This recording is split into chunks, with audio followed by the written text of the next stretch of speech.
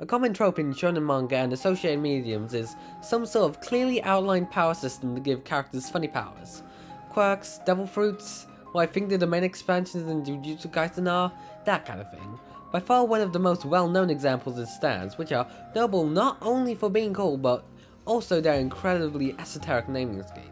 So, randomly, because I had several ideas for video, but none of them really vibed right, I decided to give stand names to Xenoblade characters since it's the only shonen property I've had more than a passing interest in. One thing that's a problem though is that Xenoblade has only flirted with having this kind of power system in one game, and even then they only do it with the antagonistic side of the cast, and even then, only like half of them are of any relevance to the plot, and I can't make a good stand name out of a guy being called F and leading Colony Zero. Franz Ferdinand. Now, some notes on stand naming before we begin. Araki does not just name stands after rock, and more rock. Yes, it does seem to be favoured for stand names, but mostly Araki just names stands after any kind of music. Yes, Part 5 gave us Green Day and Aerosmith, but it also gave us Notorious B.I.G. and Spice Girls. Really, the only rule that Araki has to follow when naming stands is the linear passage of style. But the worst that means for me is that I can't use anything Ice Spice or the latter half of the Olivia Rodrigo discography. Oh no, how horrible. For C, I chose R.E.M., referencing the band. We don't have much content for Chris's time as a console, but the shadow on the wall that we get during Noah's side story suggests that his fun Moebius power is putting people to sleep. Also, there are R.E.M. songs such as Man on the Moon and It's the End of the World as We Know It and I Feel Fine, which you think would bear some relevance to the plot of Xenoblade 3. With D, I chose Dookie, referencing the Green Day album. For some reason I had a really hard time coming up with a stand name for D, in part because I didn't want to go the easy route of just calling it Psycho Kill. Ultimately I went with this one because it sounded funny to give one of the most consistent overarching bad guys shit as a stand. Also, D. The letter D. For D, I chose Master of Puppets, referencing the Metallica album. Yes, it references Mud Puppets, which is his Moebius power, but also I think it's funny to give this little guy Metallica album. Also, something album cover, something anti-war, something the themes and messaging of Xenoblade Chronicles 3. For K, I chose Back in Black, referencing the AC/DC song.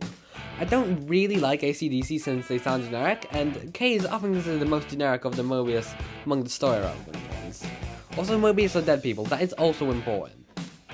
For M, I chose Total Eclipse of the Heart, referencing the song by Bonnie Tyler. We know how Xenoblade fans are about eclipses, and her body swap power kinda seems like it could be associated with Total Eclipse of the Heart, just as like wordplay or something. For N, I chose Push, referencing the Matchbox 20 song. For N, I was honestly pretty stuck since his Moebius power appears to just be having a cool sword. Instead, I chose to focus on the meat of his character rather than some cheap gimmick, being a bad boyfriend. But really, I chose this so I could give Noah a corresponding stand referencing a song about the end of the world by the same artist. For O, I chose Black Eyed Peas, referencing the band. I just kind of vibed this one out. For P, I also chose the Black Eyed Peas since her special power is seemingly just being able to interlink with O, and O's special power is being able to interlink with P. There is precedent for shared stand names with those tune booming guys in Rat. For Shania, I chose This Is Acting, referencing the album by Sia. I wanted to make sure that everyone from the city got a reference to an Australian artist because they've all got the funny accent and I have a more thorough knowledge of Australian music, for some reason. The reason I chose This Is Acting in particular is because Shania's whole story is about not feeling like she can be her true self in the city, and also she's a double agent for the only chapter where she has significant screen time. Also, her name is retroactively a Shania Twain reference now, I don't make the rules. For Tori, I chose Call Me Out, referencing the song by Simon, but no Garfunkel. The song is about the growing sense of confusion as the subject gets older, but still manages to remain pretty jolly, and that's something that also happens to be a good description of Trion's Ascension quest. And yes, I know Trion is an old guy and definitely maybe originally from the city, so if I had to follow the naming scheme with Australian music, I would choose Circus Animals, referencing the Cold Chisel album. Originally I had it just named after You Got Nothing I Want, the lead single from the album, which is about a situation vaguely equivalent to ignoring your Moebius series to start a Pirate's Crew. But I read the rest of the tracklist and there is a song called Forever Now. There is a song called When the War Is Over. There is a song called Wild Colonial Boy. I mean, if you're playing Xenoblade 3, you're probably past the point of learning that colonialism bad, but it's always good to have a reminder. Also, inherently a guy that takes his arts from unique monsters would probably make sense to have Circus Animals as a stand name. For X, I chose Charlie XCX, referencing the real person. I was thinking about how it was weird that I gave Chris an acronymized name that didn't include his console letter, and I just so happened to be listening to Charlie XCX at the time.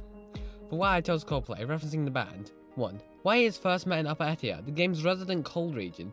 2. There is a Coldplay song called Clocks.